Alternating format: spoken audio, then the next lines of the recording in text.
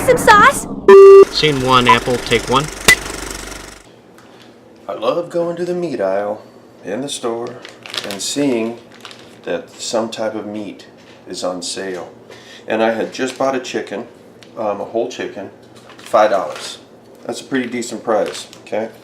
And what we're going to end up doing is we are going to make the perfect roast chicken, okay?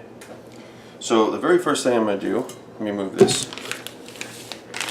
So the very first thing I'm going to do is I'm going to look inside my chicken here. Okay, we open it up, and if we reach in, we should be able to pull out a neck. You're going to get different parts in here, man. It's, you know, sometimes you're going to get 3 hearts and stuff like that. It's not because this chicken's from Chernobyl. It's just that they don't really pay attention. So we got a liver and a heart. We should have a gizzard inside there. And it feels like there's something else inside here. I can't really tell though. Part of the liver. And that feels pretty good to me. So what I want to do is I want to take this to the sink. I want to wash it off.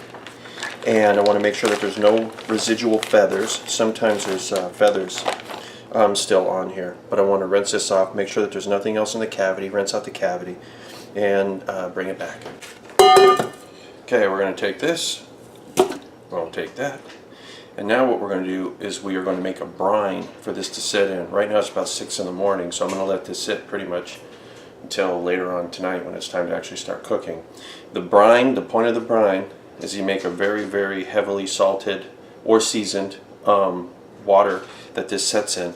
And the water that's inside the chicken comes out, and the water that's in here kind of goes in, okay? And it will not oversalt this. Okay, even though it's going to seem like there's a lot of salt, it's not going to oversalt it. There's only so much salt that the chicken can actually hold, right? So don't freak out when you see this, because it's going to end up making it where every piece of chicken tastes really, really good. So here's kosher salt. You can use any salt you want, but I want to put a good amount of salt in there. Now, if you want to, you can add pepper, you can add herbs, you can add all sorts of stuff that will help permeate the meat, okay? But with herbs and things like that and spices, even though a little bit of it will get into the meat, this is cold water and it's not really going to release a lot of its flavors. So I typically won't do that. The salt, on the other hand, does dissolve quite well. So I don't have a problem doing the salt. Now we're just going to let this sit. You can let this sit for days if you want to.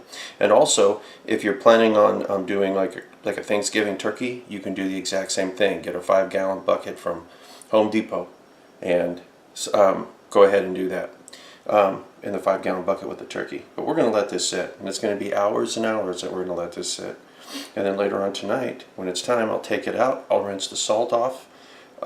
Basically just take it out and wash it, okay?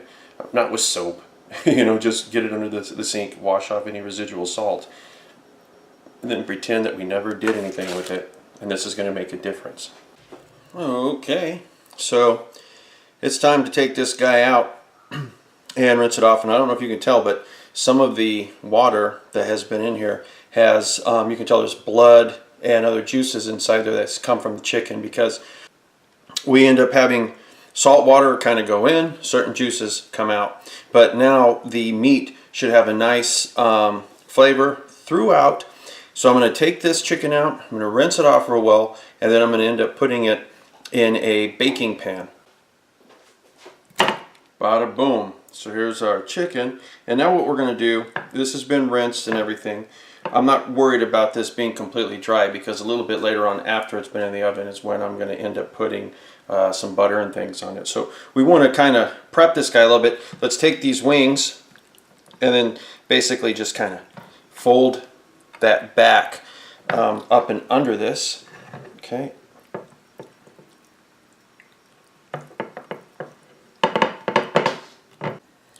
Half of a lemon. Get up on in there. Got some garlic here. This is like half of a thing of garlic here. I'm just going to cut this bottom off and then cut this in half. So I just cut it in half. Get in there! Half of a small onion. Get in there! Here's some fresh rosemary from the garden, and here's a bunch of thyme from the garden. Get in there! And we're going to be putting some pepper, ground pepper inside here too. So I'm turning the oven on to 425 degrees. And I know that's hot. That's really hot. But that's what we're going to be baking this at. On the outside of this, we will be putting black pepper.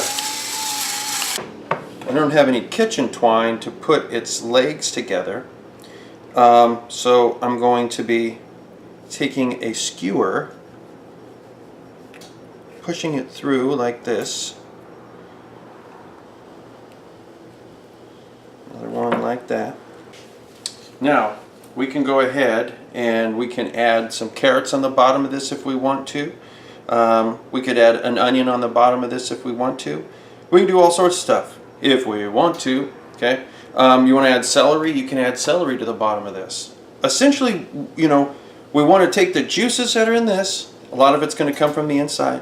It's going to come in the bottom, and we're going to end up using that for a gravy a little bit later. But at the same time, we don't want too much moisture because we're trying to roast this. Okay, so it's been about 55 minutes, and we want to bring this out here. Hopefully that thermal shock doesn't happen from the cold granite. Now is when we want to start putting our butter on to brown this even more. And you can use a brush if you want to, but I find just doing this works. It'll melt from the residual heat.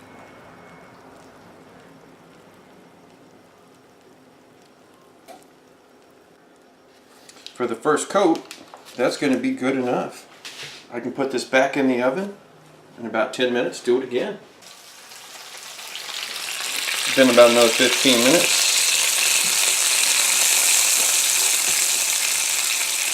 Smells pretty damn good in here.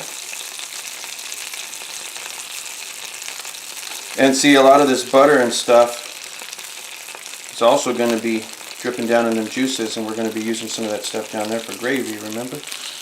So, let's throw her back in the oven.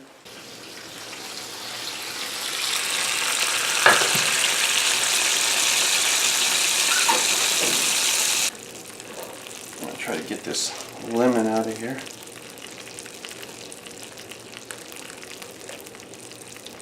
Just so that way I have a way to lift this and get it out of the juices. Okay, so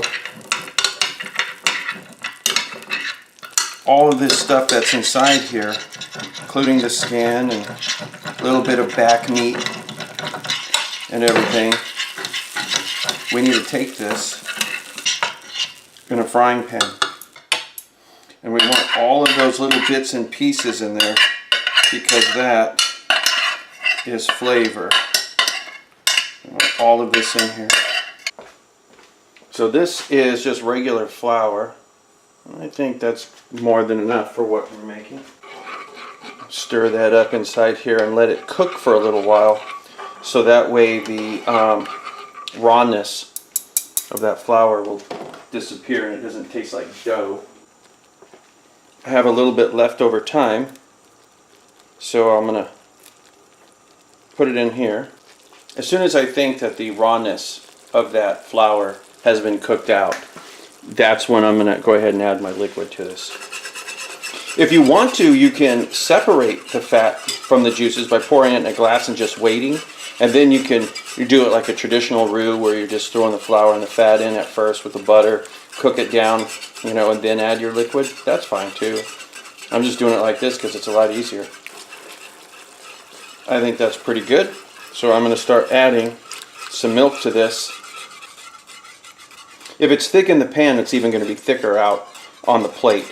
Okay, so you want it to be just a little thinner in the pan than you would actually want it on the plate. Just give this a little something. This is some white wine. We don't have to add too much. The alcohol will burn out of that, so no worries. But it'll end up adding another depth of flavor to the gravy, make it taste a little bit more elegant. Let's put a little bit black pepper.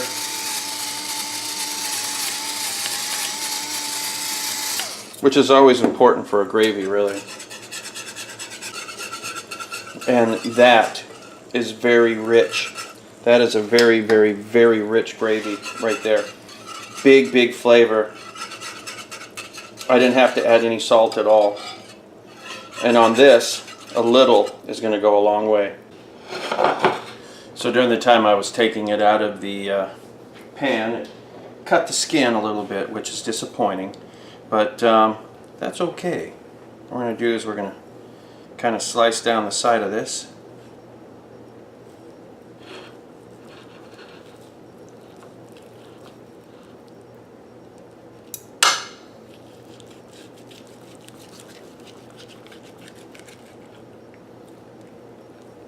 Look at that. Juicy, mama. I think that's the type of crap they do, like they lean it up and stuff. Pour some gravy over this. We got our roasted chicken with the gravy. But it should be pretty juicy and everything. Yeah, I probably don't need the knife. I went crazy with the green onions. There was no point of me throwing those on there other than just add green to contrast the... Well, let me try the potatoes. Well, yeah, I like green onions, but yeah, it's a little much. Ooh, that's good. Oh my god, these potatoes are good. Oh my god, I love potatoes. The gravy's good. Yeah. Yeah, it's good. I think this is one of your better gravies. Oh my god, it is so... Oh my... That is really good gravy. I always say my dad makes the best gravy, but this is probably one of the best. This is really good. You never fail on the mashed potatoes. Look at that. I probably don't even need a knife. I could use my... I can use the fork. See, look at that. I don't even need a knife. I can just use my fork. This restaurant style even better. You know how much they would charge this for? I don't know. I haven't eaten in a restaurant in years. Well, and plus they would put veggies, side order veggies. Probably like, well... I would have cooked veggies, but I didn't feel like it. No, I'm telling you, at a restaurant though, they probably would... Well, I know, yeah, they would have given you some peas and carrots or some cheap-ass shit. That's what I mean, and they would probably... But giving it a French name. They would charge... Les peas au carreau. They would have charged over $10. Some places, probably $13. Yeah, or a salad. But, like I was saying, when I threw the green onion on there, it's because it looked like it didn't have enough color. But as soon as I threw it, I'm like, I regretted it. I was like, man, I should have thrown parsley. Oh yeah, the parsley would have been. Anyway, guys, that's that. That's my roast chicken. And if you guys want to see my mashed potatoes, anyway, it's in my other videos. I've done it a few times. And then, of course, the gravy. And the gravy is a little strong in this because a lot of those juices and stuff that came from the bird, I mean, it was pretty powerful. So a little goes a long way, but you can thin it out just by adding more milk. You know, so that's not a big deal. It's just consider it a concentrate. But that is that, guys. And until next time, I will talk at you later.